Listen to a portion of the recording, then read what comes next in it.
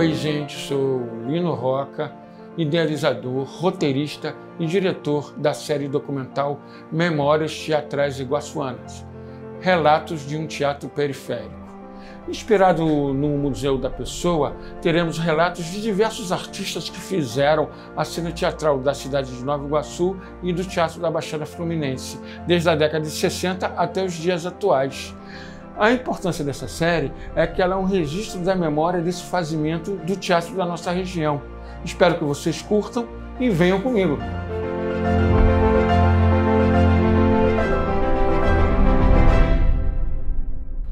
No capítulo de hoje, Moduan Matos.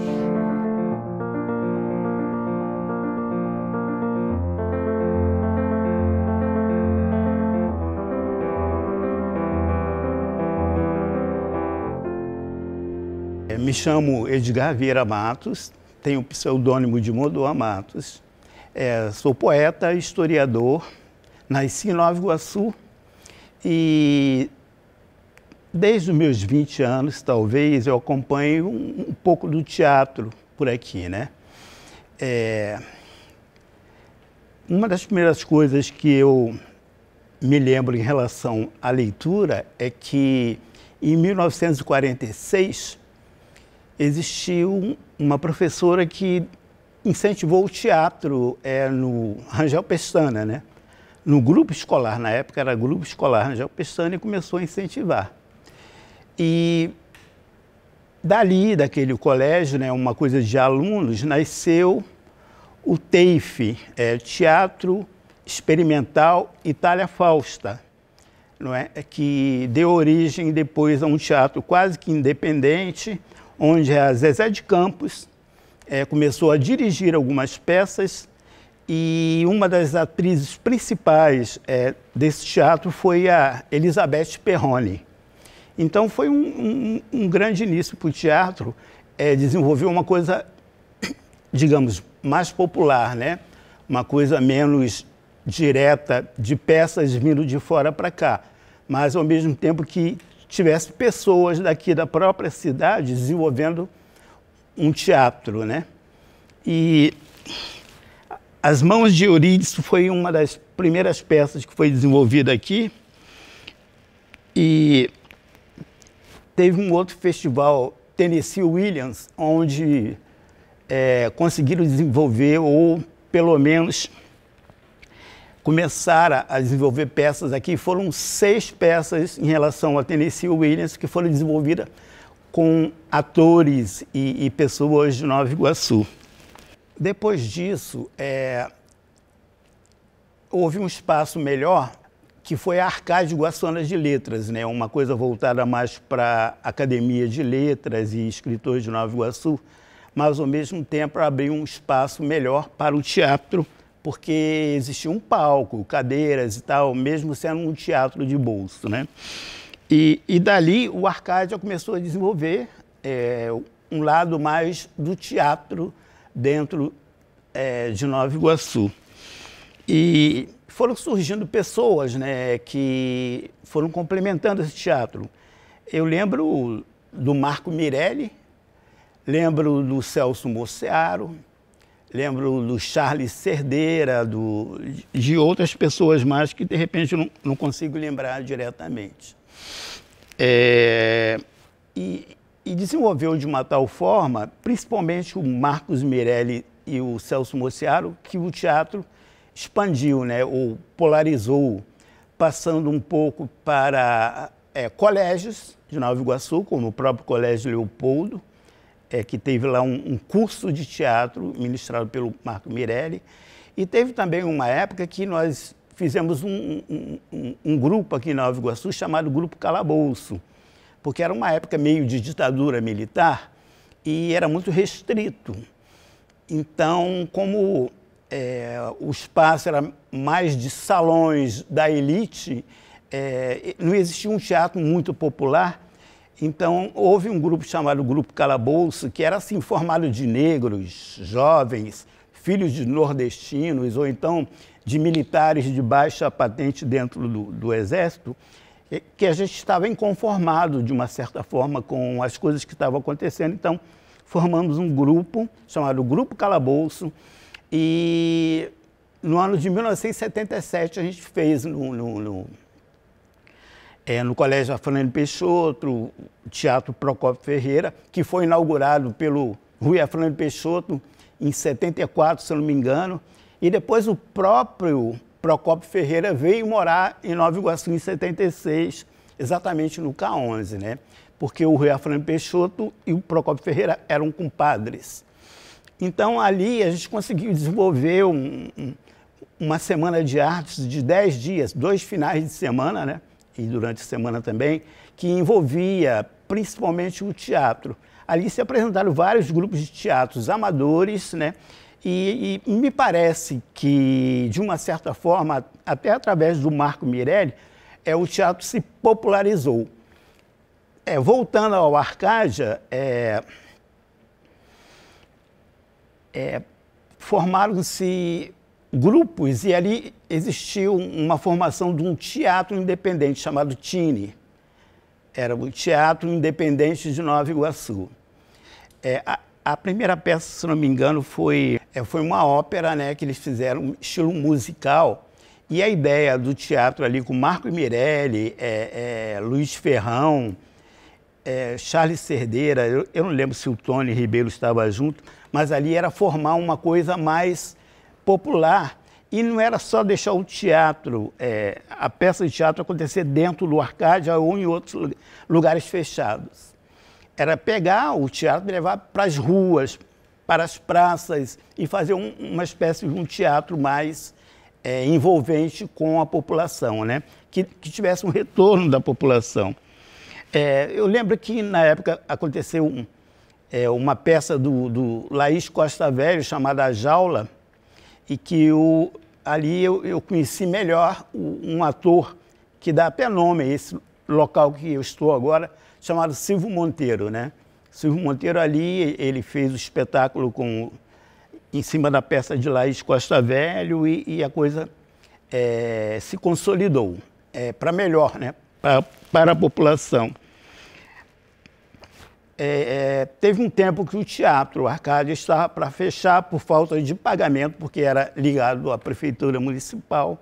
E como não havia pagamento, o proprietário resolveu fechar.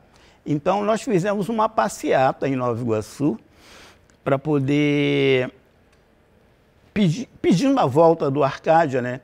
E essa passeata aconteceu no centro.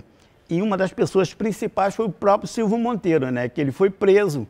Existiam uns 2 ou 3 camburões, aquela patamo da polícia, né? E o Silvio Monteiro foi preso em uma delas, sendo que a gente foi para frente da patamo, na Praça da Liberdade, e de uma forma ou de outra não deixamos o carro da polícia sair dali e levar o Silvio. Aí, tanto é que depois de 1 hora ou 2 de negociação, soltaram o Silvio Monteiro. E o teatro ali parece que cresceu um pouco mais. Ele tomou uma nova dimensão e foi aceito melhor ou bem melhor visto pela própria população de Nova Iguaçu e por que não Baixada Fluminense, né? E depois disso, eu acho que muito mais coisas aconteceram. O Tony Ribeiro com Vento, Asfalto, Poeira, junto com Charles Cerdeira, até rimou, né? Ficou bonito isso. Depois teve a peça O Olho da Rua, coisas que aconteceram dentro do Arcádia. E depois teve um grupo de teatro também chamado Ramas de Teatro, que trouxe o Ileci Ramos Filho com Paulo Silva Filho também para o teatro. O Ileci foi uma pessoa que compôs a dramaturgia iguaçuana de uma tal maneira que eu acho que não dá para esquecer mais o que o Ileci fez também em Nova Iguaçu e pela Baixada, como também o próprio Marco Mirelli, né? As coisas foram acontecendo de uma tal forma que foram surgindo mais atores, né? Celi Ramalho, que já pertencia há muito tempo, Mário das Neves, né? A Dilu Melo, que era do Rio, né? Que era da parte de música, de teatro, ela desenvolveu dentro de Nova Iguaçu muitas peças e aqui formou também atores, né? Como a Zila Costa, a própria Celi Ramalho, né? Ludovico,